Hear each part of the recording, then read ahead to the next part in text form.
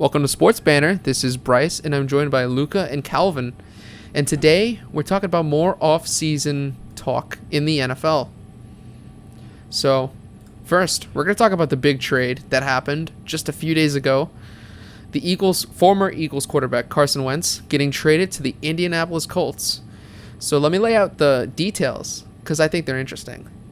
So the Philadelphia Eagles received a third-round pick for this year, and a 2022 second-round pick, which it becomes a first-round pick if Carson Wentz plays 75% of the offensive snaps or 70% of the snaps while making the playoffs. So basically, if they ride with Carson Wentz the entire season, it's a first-round pick in 2022 for the Eagles. Whoever wants to go first, what do y'all think about this trade? I will probably not be as passionate in this as Calvin, so I'll just get mine out of the way.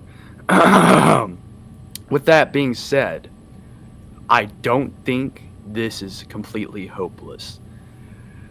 So, let me lay out my limited knowledge. Carson Wentz used to be good. Now not really good. That's an understatement. His accuracy is shoddy with his throwing, but I mean, he's not horrible. There's still been bright spots. They're few, but there's still some to see. This is the main thing I think comes from, especially for a player like Wentz. When he was at the Eagles, especially the past 2 years, no confidence, zero confidence, nothing. He just looked like he didn't want to be there. He looked like he was just sick of being there. He looked like the team didn't care about him either, as far as I can tell.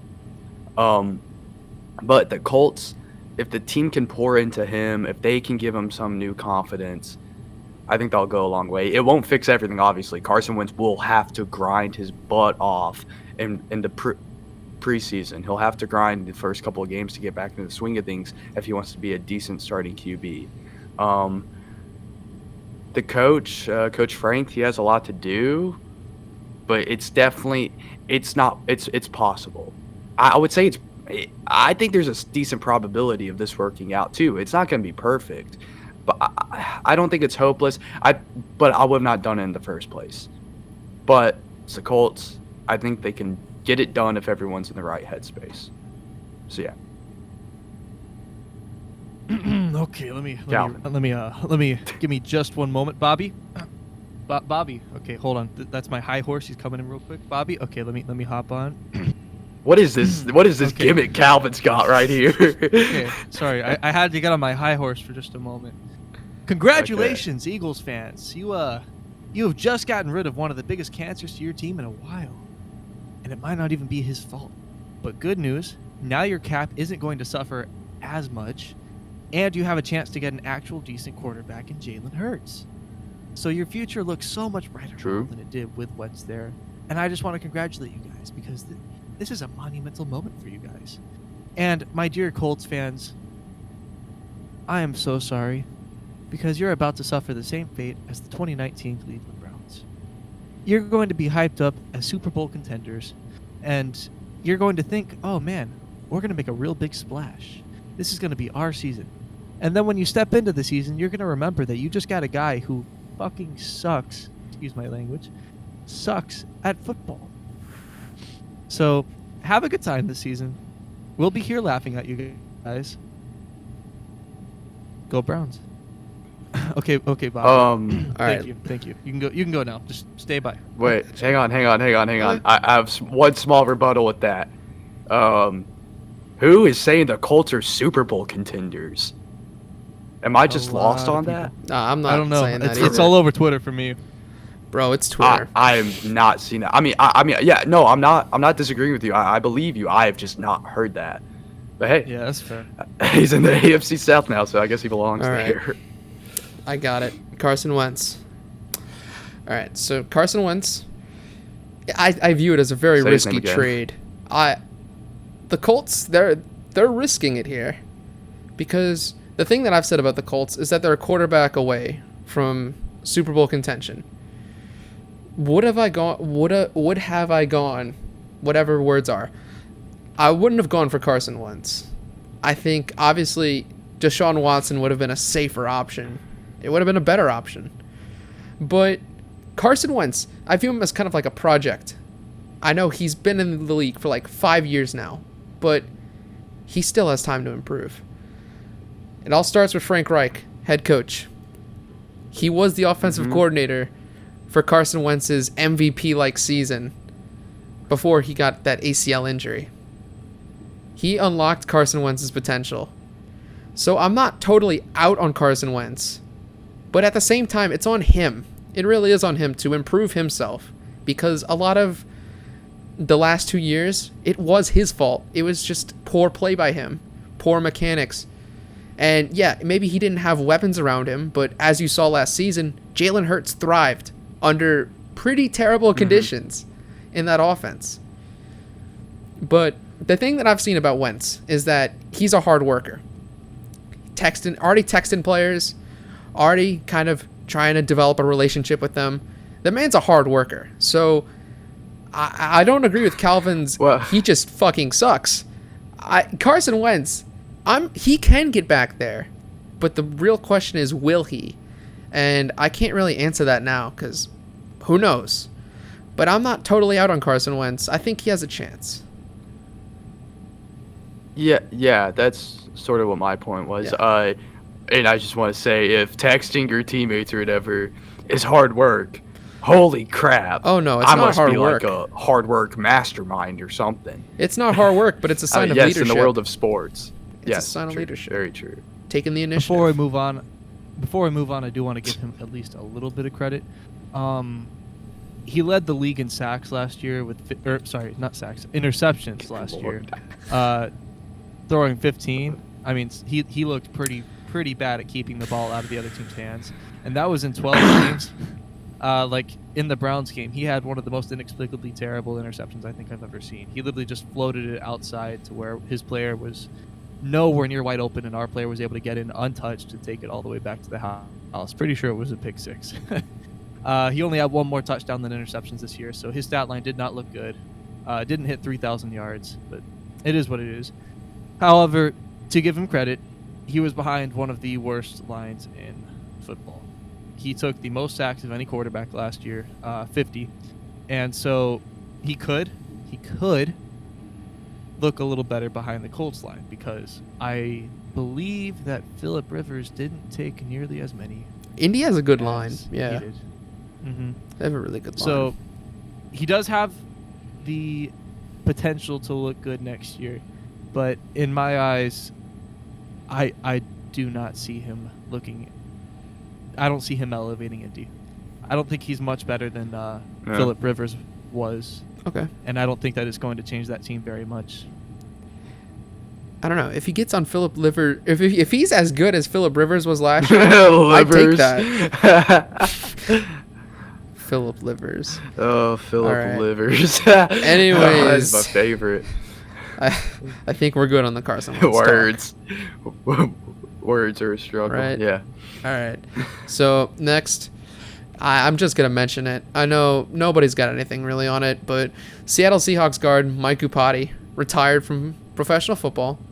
He was a 4-time Pro Bowler, All-Pro First Team 2012 with the San Francisco 49ers. Yeah, so he played for the 49ers, he played for the Cardinals, and then ended his career with the Seahawks. That's a big retirement, though, because the Seahawks already need offensive line help. Russell Wilson's already demanded that the offensive line improve. And so, with Iupati retiring, you definitely need to get some guards and just improve that offensive line in general.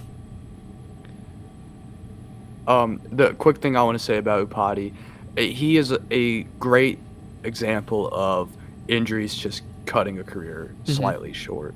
That neck injury he had a really bad MCL injury, and like he said when he retired that eventually the body tells you it's time. I think it was truly his time. So yeah. Gotcha. So, moving on. Speaking back on the Philadelphia Eagles, they cut Deshaun Jackson, and they will cut Alshon Jeffrey when the new league year begins. So the Eagles look like they're getting younger in the receiver room. The only receiver left on the roster that's over 26 years old is Marquise Goodwin at 31 years old. So, I don't know. Is this a good idea for them to be cutting all their veteran receivers? I think it's a double-edged sword. Yes, he's 34 years old. Yes, he's had bad injuries in the years that he's played with the Eagles the past, it's been 2 years, right? Which one? Alshon? No, I'm talking about Deshaun Jackson. Oh, yeah. He's 34. He's had some injuries. So, do you want to risk having another year with him? Not necessarily, but yeah, you're when right. he's been on the field, he hasn't been that bad. 3 touchdowns in 8 games with the Eagles is not that great, but if you look at his receiving yards per catch, it's on the same level as his whole career. It's not like he's fallen off. He's still good. The injuries has just been hurting him. Yeah, he hasn't I think played... there's still... Sorry. What? Yeah, No, he hasn't. Go. He hasn't played more than 5 games in the past 2 seasons. So you're right. Yeah, I know because of the injuries. Yeah, you're right. I didn't realize that. But it shows that the games he has played, he's still good. He's still decent. So if a team can pick him up for a decent contract, you might have a hidden gem right here. That's if he I can see him plays. going This is getting into speculation. I just want to say this real quickly. Go for it. There's rumors that he might go to the Vikings, which I can definitely see that happening. The Chiefs, and an odd one, which I think me and Calvin can both sort of agree on, that won't happen, is the Browns. I'm seeing reports about it, but I don't think it's going to happen. We don't really need another injured wide receiver. But like I said, if he stays healthy, it's a good pickup for most teams. Yeah. So. I think the same could be said about Alshon Jeffrey too. Alshon Jeffrey last season only played 7 games. The year before that, 10. I mean, Alshon Jeffrey's like Deshaun Jackson's a little more injury prone, but Alshon Jeffrey is kind of in the same situation where he's not really getting on the field. So, I guess that could be good, but they're both older. I think Alshon Jeffrey could have helped kind of with Jalen Hurts. Because the thing that I'm worried about is Jalen Hurts not really having receivers to throw to. And that was the problem last season. Yeah. Is that he didn't really have receivers to throw to as well as Wentz. Yeah. You're not wrong. He only played 7 games last year. Yeah. And he had 115 receiving yards. So yeah, he didn't do much. To be fair to him, apparently he only started 2 games from last season. Maybe that was just That's not to kind try of to on rush him into him. things. I don't know. Kind of injuries. Yeah. But when you're looking as a team to pick either of these players up, do remember Jeffrey is only 31. So he's a little younger than Jackson. That's true. I think I don't mean to talk over Calvin. I don't know where he is, but I just don't really have anything to say on it. Got you. All right. So the only thing I can even say is that I don't think they're going to the Browns. I'll just echo Luca. Yeah, there that you doesn't go. sound good. I'm honest. Yeah, I think if you're looking at these two kind of side by side, like if you had a choice to sign one of these 2 veteran receivers, I'd go with Alshon Jeffrey just because he's a little bit younger, and it seems from the past 2 seasons he's a little more durable. Either way, you kind of get some good leadership. Both very experienced receivers. So, yeah. Hope that these 2 have a good rest of their career. Hopefully Philadelphia also benefits from cutting these 2 receivers. And I think the main reason is that they're saving a lot of money with these 2 cuts. And that'll help with signing better players. True. Yes. So, speaking of cap, the Pittsburgh Steelers reconstructed Cameron Hayward's contract. So, the big thing about this is that it cleared $7 million. So now they're only $7 million above the cap. And we're talking about all of this. This is before Big Ben's contract's getting reconstructed. So they really only need to get $7 million. Like, they only need to save $7 million to be within the cap space limit. I mean, Big Ben's 2021 cap hit is still $41 million. I mean, you can imagine. They will save money reconstructing that contract, and they will definitely get below the cap limit. Yeah, they'll get below, but you have to remember that his contract can only be taken down so much. I don't remember the exact number, but I looked at it. I think that it's somewhere in the range of 19 to 21 million that they can lower it to. Yeah. So they'll still get around 17 million in space if they can get it that low. Mm-hmm. But I just to entertain the thought, okay, I'll ask the question. If they just went into the next year the way they are now, same exact players, how good do you think they do? Like, give me a record prediction. I would say a little. I would honestly say about the same level as this year or a little worse. I can't see them being any better. That's for sure. I'll give you a number. 9-7. Yep. That's a fair choice. Fair. I would say 10-6, maybe at worst 8-8. So, yeah. But what are they going to do? Like, who are they going to add that's really going to elevate that team? Like, do you know where the blatant problems are besides quarterback, where they've already decided that they're going to double down on Big Ben? Well, so the Pouncey guy just retired. You got this. All right. I think it's Mike Pouncey. Mike Pouncey retired, so you're gonna need a center. That's number one. What about defense? I know T.J. Watt's there. He's great. But what about the secondary? Do you think the secondary needs reconstructing? I wouldn't say reconstructing, but I think if you had a few pieces, they might be able to elevate it. I just ask you because of the Browns game against the Steelers in the playoffs. I don't know if you felt that, like, the Steelers were getting torched. That was... yeah. I think that game, as much as I like to make fun of them there, I think that game's an unfair assessment of how that team is. That was all their problems coming apart in one game. Yeah. That happens to teams, but that wasn't to me, that doesn't define their whole season. Maybe it does. Steelers fan that does, and they might be pissed off. Yeah, no. But I think that game's sort of unfair to judge. But y'all also played them 2 times this year, so I didn't know if y'all had a better assessment on their defense. Watching them 3 times. They definitely need to add players. They need to take off players. I don't know which ones, but their defense, because their defense used to be incredible. Yeah. Like 5 years ago. So if they can get on that same level, they're going to be very, very good. They just need to. Yeah, I think the problems more lie on the defense and the offense. The only thing I'd say about the offense is I would get rid of Big Ben, in my opinion. Yeah. I understand they're trying to be loyal to him. I get that, but I would probably get rid of him. But going back on where this started, Cameron Hayward, good on him to stay. Good on for the Steelers to have him stay. He's a good tackle, in my opinion. He's done very well the past couple of years. So that I feel like that rework of the contract was nice to see. Yeah, it definitely helps. Shows team loyalty. Calvin? Yeah, like Luca said, I wouldn't use that last game against the Browns in the playoffs as a way to measure them. That, I think, was a very large multitude of things going wrong. The team was frustrated after losing, I think, 4 of their last 5. I think that there were a couple players going into there with big heads. You know who I'm talking about. One of them might not be on the team. Mm-hmm. The defense was almost always handed short fields to work with. I think that the Browns went into there with an absolutely amazing game plan.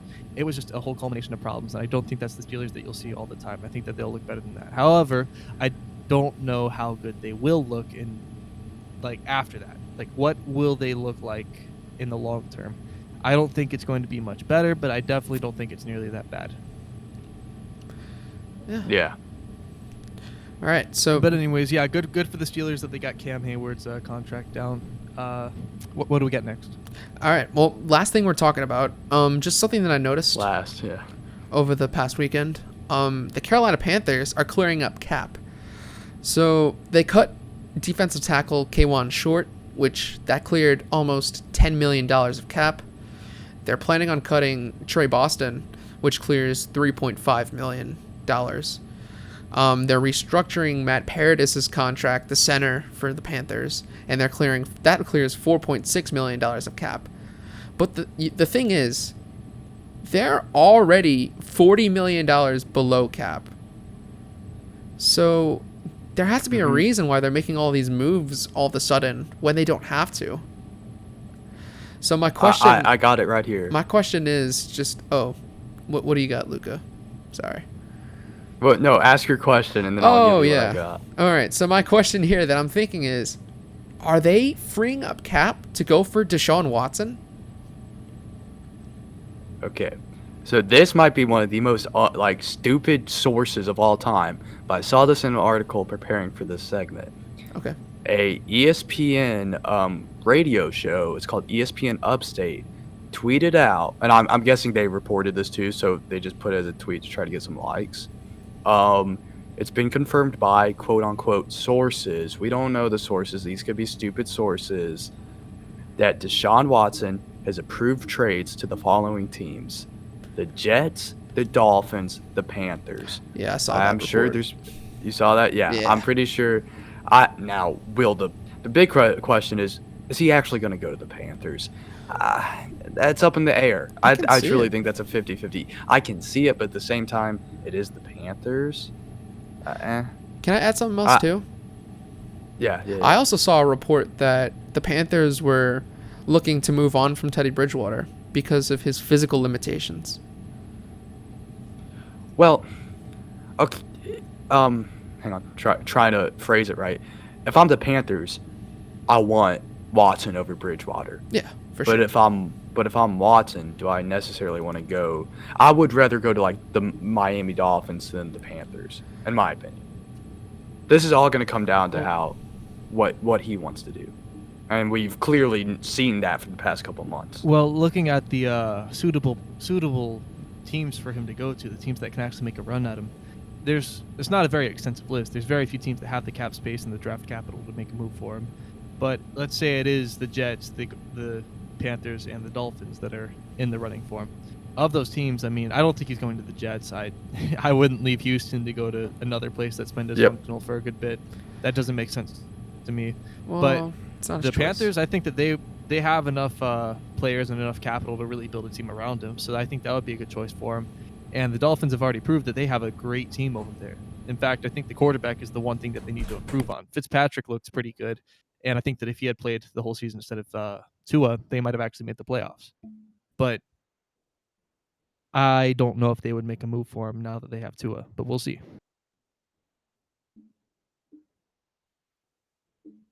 Yeah, Bryce, thoughts? All right, so sorry about that. Losing my train of thought. Okay, don't sleep on the Panthers. I think the Panthers could be a very good team down the line, like in the next year or two. They're building the foundations right now, which is why they didn't have such a good record last year. The Dolphins, they're more ready. Obviously, you saw last season, 10-6, missed the playoffs. They're ready. Like, the Dolphins are more suited for win now with Watson. But the question really is just going to be, which deal does the Texans want? Do they want Carolina's package, which would probably give them Teddy Bridgewater and a bunch of draft capital, probably better draft capital than you'll get from Miami? Or do you want Miami's haul, which would be their draft picks? Actually, Miami probably does have one of the top picks because they have Houston's pick. Never mind. Houston could demand it back in the trade. That, Tua, and then other assets. So it just comes down to, in my mind, what do the Houston Texans get more value out of? And I would give a prediction, but it's the Houston Texans. They've done stupid things before. They could mess this up. Yeah, I agree, but I could honestly see, yes, other things would have to work out for the Texans, but Tua at the Texans is not the worst thing in the world. Yeah, it's not. But if I'm Tua, I would rather stay Dolphins than go to the Texans. But never know. I don't know. Would you? Yeah. I guess if I were the Texans, I'd take the Dolphins deal because you get Tua, who is more promising, and you try to build around him. It all depends on what the franchise is trying to do. Are they really trying to build around a quarterback, or are they just trying to deconstruct everything and start with I don't know. It's basically they can either choose Tua or they can choose one of the top prospects in this draft since the Panthers have such a close pick. Which pick do the Panthers have? Are they second? They're not second, but I think they're in the top 10. I need to confirm that real quick. There's plenty of good quarterbacks that are going to be in there, so There are. they could go for a draft pick. They're going to be... they're in the top 10. I know that.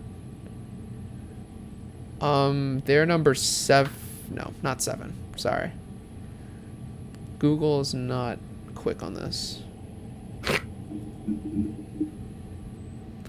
I hate to be looking up things in the middle of the video, but I just got caught off guard. How's your day been, Calvin? Hey, number 8. Number 8? Panthers are picking number 8. And in the mock draft, they're actually like, in this mock draft that I found, they're projected to take a quarterback, Trey Lance, out of North Dakota State. Ooh, yeah.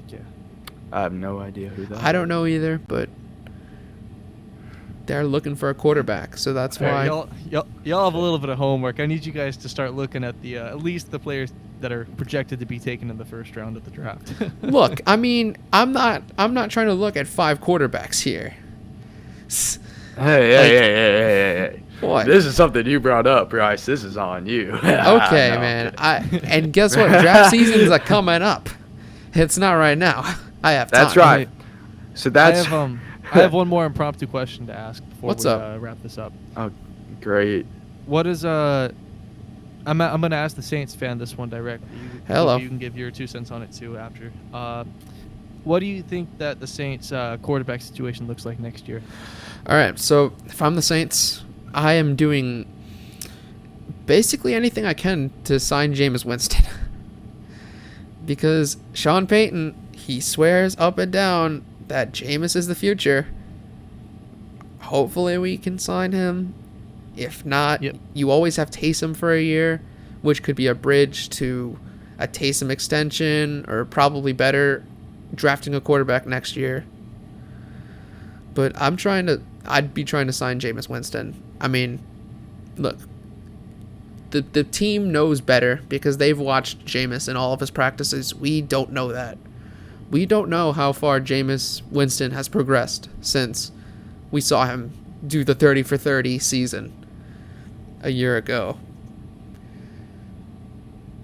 As an outsider who doesn't really have much, devoted to that team, I will say that I don't want Taysom Hill. If I were a Saints fan, I would not want Taysom Hill as at quarterback long term. Oh, no, me neither. I think he's a good fill-in. I think that he is a good player to, we can put that extra spot that we would normally have QB2 and instead just have Taysom as our backup. I think that he's a good player for that. Look. But I would not want him as the long-term solution. I think Jameis Winston would be the way to go. At least use him next year, maybe as the bridge year. If he's good, keep him. If he's not, draft. Look. That is how I would play it. Taysom's more of a joker quarterback. He's not even a quarterback, just a joker. You can put him anywhere on the field, and he plays well. So, in the ideal offense, you want a quarterback that's not Jameis Winston to be playing, and and Taysom Hill lines up at running back, tight end, wide receiver, whatever. So Taysom Hill is best suited for that joker, and even some snaps at quarterback. You're not wrong, and I'm with Calvin on this. I'm saying this from the outside. I'm saying this from the outside looking in. Gotcha. Yeah, I agree. I don't really see Taysom Hill getting the team built around him. I would say the likely stuff to happen is having Jameis Winston really replace Breeze, or maybe you find your guy in the draft. I'm looking at something right now which could be interesting, and I want your first reaction on this, Bryce. All right. Sam Darnold. Ooh, I trust Jameis Winston a little more than Sam Darnold. Little more? A little more. I mean, I'm not against it. Yeah.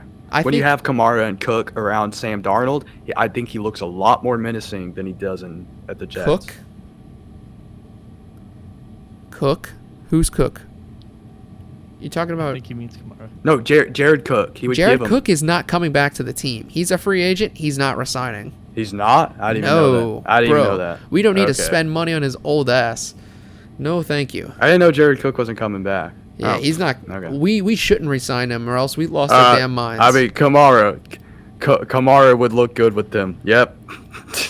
yeah, there you go. I think that would be a good pick actually, because Drew Brees barely got sacked last year. I think actually he was one of the quarterbacks sacked the fewest times, tied with Roethlisberger.